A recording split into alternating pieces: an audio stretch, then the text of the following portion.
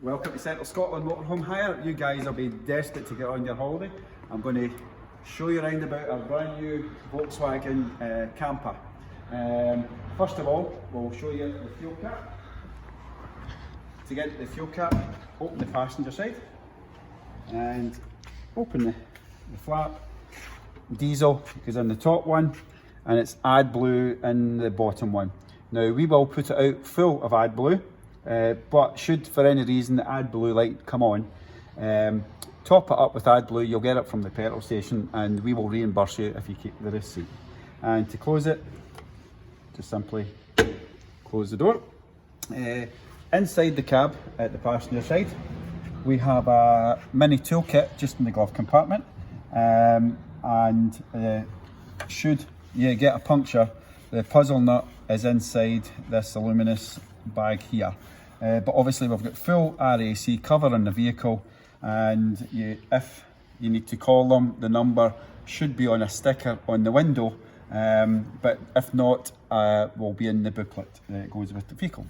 Also, after, to fill up the vehicle, there's a fuel station just at the front of our offices. We put the vehicles out with 100% fuel, and if you could return it 100% full as well. As I say, the petrol stations just at the front of our offices. I'm going to plug in the electric cable now. Obviously the other side will be connected to the site, and simply open the flap like so and push it all the way home, and that's the electric on. You might find on site you might have to go and flick the switch on site where you've plugged it in, or there'll be a fuse that you need to press down, and that should be you up and running. Now we're on site and you've got your electric hookup. We can come in to the vehicle now, and the lights, wee button here, and on the main system, just the second in from the right, click it on here, and there's also a wee light switch here for the rear lights here, on and off. But now I'm going to show you how to pop the roof now, because it's a bit low just now. So simply be careful and just unclip here and simply fold that into there just now. And the system itself, there's two safety straps at either side. These must be on just in case the roof's not down properly. Press the button, release, and there's a black butterfly handle that needs turned. So you bring the butterfly handle down and turn it anti-clockwise, full turn, and that releases the catch. It's exactly the same at the other side, which I'm just about to do. So it's the safety catch,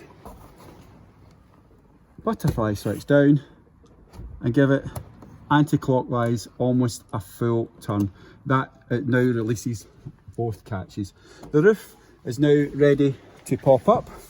Leave the bed down at the moment and simply push up the pop top until it's all the way up itself on its rams, and then you can push the bed up, and that's how you get the roof up. We've got the blackout blinds for at night time, and there is 4 wee poppers like so.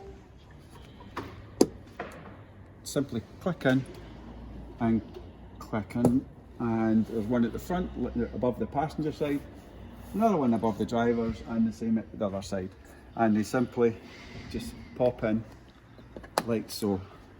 And if you wouldn't mind wrapping them back up and popping them back in to the bag, keep them nice and clean. Thank you. Now this wee bit is hanging down. Simply just roll it up and roll it up, and it should sit just there, and that keeps it up out the road. On the pop top as well, you'll see we have the vents at the front if you want a bit of daylight in, but obviously if it's raining these will need closed, and you can actually open it up all together, but this is just your midget, so you can unzip that as well and let the fresh air come in should you require. And there's another one at this side and another one at this side. Now we're in the vehicle. I'm going to show you the fridge and then the sink and the gas hob and the gas oven. The fridge is the handle. It gets a wee bit tight. Just lift the handle up, open the door, and to turn the fridge on, it's the top left hand button like so. Underneath here you've got the thermostat temperature control. Set it to probably about 3 would be enough. And you've got your wee ice box in here as well, which is magnetised and it'll stay up. But one of the things you need to remember is don't try and close the door when this is up, in case it breaks the lid of the freezer compartment.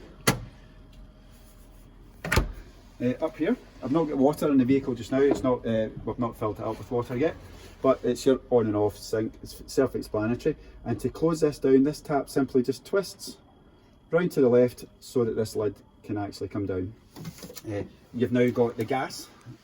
To turn the gas on, simply push it down, turn it anti-clockwise, and it will light like so. We've also got a sparker, just in case sometimes they are temperamental.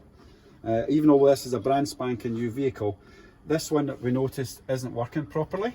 So again, to push the gas down and use the sparker, and that's you get your gas rings working. And to turn off, turn fully clockwise, and that turns the rings off. And the sparker will be in one of the cupboards somewhere, just in case you need it. You might not need it, it might work. The grill itself, it is a grill. To turn the grill on, again, just push in and turn anti-clockwise. Let the gas come through for a wee second. Press the button, and we have ignition. And the gas is on. And turn it up to whatever temperature you desire. Obviously, to turn off and turn clockwise, and that's how the grill works. These wee compartments here, push them in. A wee bit of storage in here.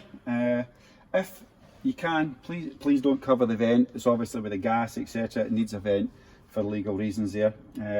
It's in an awkward position, but try and not cover it up. Close the door like so, just push it and it closes. And I'll show you how to put the bed down in a wee second. Put the bed down and gain access to the storage area underneath the bed. The lever down here, you lift up and put your hand down the back of the seat and lift at the same time as pulling the lever up as far as you can go, and it locks into position. Pull the lever again, and this lets you gain access to the storage area under here. Now obviously this is right over, it locks into several positions. You can actually pull the lever up again, and for the bed, obviously lock it into this position here. To put this bit down, you lift the bar like so, and it simply drops over and in. And the back bit here, there's a lever just down the side here, and it does the same. Push the lever down in this one, and you can hold on to the strap that here, push the bed down, and maybe leave it a wee slant, because you might want your pillows up this side. Depends what way you want to go. You can angle either side, and that's how your bed goes down. To bring it back up, just do it exactly the same in reverse. Push the lever down and bring this up. The bed in the middle, put your hands down, lift it up, and it will click into position like so. And the front bit, again, lift the lever, push it back as far as you can go, come back to the front side and put your hand in here, grab the lever and gently push it back in, and that's you got the bed. The cabinets at the front here also give you access to underneath the bed. Both cabinets just go into the same space. Up here we have a reading light. At the back of the reading light, that's how you turn it on. Press the button once for a dim light, press it again and the light gets a lot brighter, and press it once more and the light goes off. Up here on the light we have a USB point for charging any phones, etc. We also have a USB point at the front down here, and we have a 12 volt cigarette lighter socket as well. The 13 amp socket, it will only work on site when you're plugged in. It will not work when you are wild camping, etc., when you're not plugged in. Up here, this button here you would press and it lets you see the voltage that's in the battery. This is how you turn the water pump on to get water coming through your tap. As I said, at the moment we don't have the tank full, but when your tank's full you can press that and your water heater will start heating up your water, etc., and that means you've got water. Down here we have your carbon monoxide and your smoke detectors. Now the heating system is a fairly simple system to work. To be honest with you, I wouldn't get into timers or do anything at all. If you're in doubt, just turn the on off button if it's starting to go through a certain different program. So simply when you come into the vehicle at the moment, you just press the white button at the top right hand corner and turn the temperature up really quickly before it goes onto a different box. So whatever temperature you want it, say 27, and you go press the button, I want 27.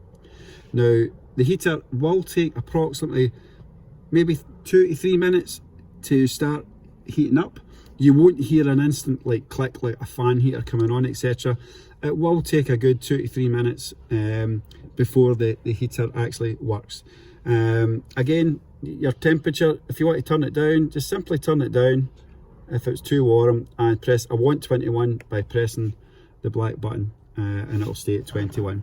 To turn the heater off, simply click the green button and it's white.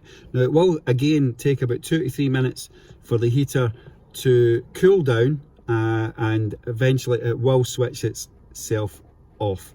One of the things with the heating, it's run by diesel, and it's, as long as your fuel tank, you don't need a lot, it won't use a lot of diesel.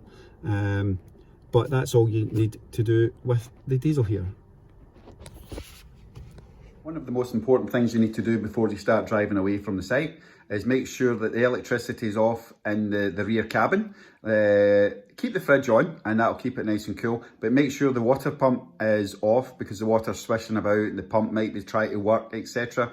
And turn all the lights off in the rear end, and also make sure that the gas is turned off as well. On the driver's seat and the passenger seat, both of them turn to face the rear end, their captain seats. To adjust the armrest, there's a simple roller here. You roll it back and forward to adjust the height of your armrest. And if you're not wanting the armrest, obviously just put it up out the road. Now the captain seat itself turns. What you've got to do is there's 2 levers under here. There's one that's just a metal lever, and the other one, it's a grab handle. The grab handle, if you pull it up the way and slide the seat forward, and the other handle, it's pointing down the way, push it towards the handbrake and start to turn the captain seat like so, and eventually it will come round and it will lock back into position. Again, to turn the seat back into position, you need to, this is the lever, push it towards me because it's now turned around the other way, and simply start to turn the seat. Let go of you can let go of the handle, but make sure the seat's forward as well, and it will turn quite easy without actually hitting the sides, the handbrake or anything at all, and it will lock back in to position. We're now going to show you how to put the dining table up. It's fairly simple, this one. On the floor, there's a cap on the floor and it just comes up. And you could probably stick that in the cupboard in the time being so we don't lose it. And at the back of the driver's seat, we have a pole. Simply take out carefully not to bump the worktop surfaces. Insert the pole, and the table is down here as well. And the way the table goes in, the cone points towards the driver's seat. There's a lever up here, undo the lever like so, and gently lift the table out. And the table, quite simply, slots in there like so, and you can turn it whatever direction you want. And that's how you do the table, and just do exactly the same in reverse. Put the table in, lock it in place, pull gently, and it clicks into the two holders at the back. Grab the cap. That's you. To open the side door, you pull the handle like so, and the door should quite simply click open. Gently take it back, and it gets to the last wee bit. Give it a wee gentle push, and it locks into position. To unhinge the door, you need to, as if you're opening the handle, pull it out, and the door will come through like so. Just remember, when you're leaving the motorhome camper at any sites at all, remember to turn all your lights off, all your power off, so you don't have to run out your leisure battery. Again, the light switch is here and up there, and the one at the back. At the back of the vehicle, we obviously have the gas cylinder that's inside. To open the back door, just pull the handle and gently just rise it up like so. The gas cylinder is in here. Now, the gas cylinder, it might only be half full when you go out, because we don't actually have a level of where they are, but we tend to check them. And if there is a gas cylinder, it's probably only got quarter a tank. You'll not use a lot of gas. We would generally replace it with a full one. But if you are using a lot of gas and using a lot of water, hot water to, and obviously you're using a lot of gas, you might need to change the bottle. You generally would find them at petrol stations, and it's Camping Gas 907 is the bottle you would require. Undo the straps, lift out the bottle, and there's a spanner inside this compartment as well to change the gas. Now, at the top of the gas, the bolt that bolts the gas hose onto the bottle, it turns clockwise. To release it, it's an opposite way thread from any other bolt, and to tighten it back up, it's anti-clockwise. Now, one of the things you need to do when you're travelling is always make sure that the wee red knob at the top of the gas canister is turned off. Simply turn it clockwise to turn it off, and anti-clockwise to open it back up again. So that's it now, just turned off, because we had the gas on just to show you the oven and the grill working. And that's your gas. At this side of the vehicle, we have a fire extinguisher, and I'm sure you will not need it, but it's here just in case.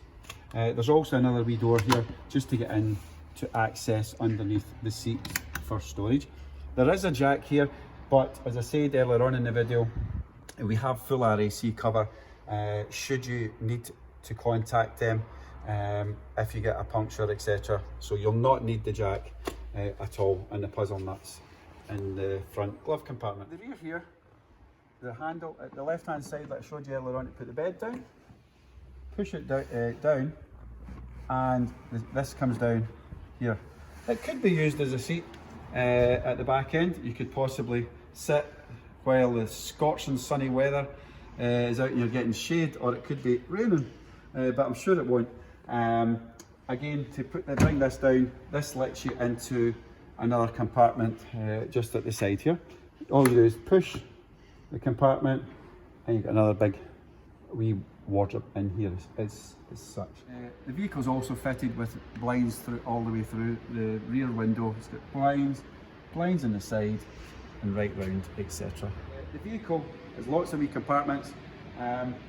We do kit it out with your pots and pans and cutlery and cups, all that kind of stuff, etc. Tin openers and a little bit more. So don't worry about bringing stuff from the house. The only thing you really need to do is bring yourselves and your boots and clothes. The other thing you will require is your sleeping bags for the vehicle, as we don't give out bedding with the Volkswagens. It's a lot easier with the sleeping bags because bedding, it just gets a wee bit messy and untidy. Also, to fill up the vehicle, there's a fuel station just at the front of our offices. We put the vehicles out with 100% fuel, and if you could return it 100% full as well. As I say, the petrol stations just at the front of our offices. There's two taps underneath the vehicle, like so, is to drain the fresh water in the grey water tank. This one here drains the fresh water tank. Simply turn it anti-clockwise and that drains it. Not that you need to drain it, but that's the drain here. Now the other one is round this way. Is on the side. It's the grey water, the water that comes out your sink, etc. Again, there's generally dedicated places on site to empty your grey water. So that's the grey water bit there. Again, turn it and that's your grey water coming out just now because there's some grey water in the tank. But anti-clockwise to open and clockwise to close. Now, one of the things I would do is generally after you empty this, just leave the grey water open, and that will let anything that's in the tanks rattle about and it'll come out. But on site, generally keep it closed. On the side here, just above the electricity cable, we have your water filling point. The key is on the key ring, but please don't mistake this for diesel, because it just looks like a diesel cap, but it's actually for water. And as I say, a mistake could be made, but I'm sure you guys will be fine. Just water for here. Now we've come round to the cab. I'm going to show you how to connect the Bluetooth. Simply obviously have your radio on, and the top right hand corner, just press phone. And you'll see to use Bluetooth, search your device. So what to do is go into your settings on your phone and you'll see VW, BT and a certain number at the bottom of your searched devices. Simply click that device and it will come up here, do you want to connect, and simply press yes. Also in the cab we have a couple of USB ports as well and a 12-volt cigarette lighter port. Up above we have the mobile phone holder.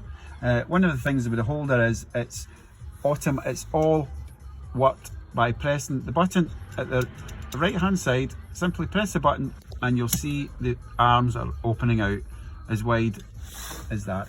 At the bottom, just underneath here, simply pull them out and your device will be able to sit in like so. Once you put your device in, all you do is squeeze these two together and it will grab on to your phone. Again, to release these, press the button on the right hand side and it opens it up.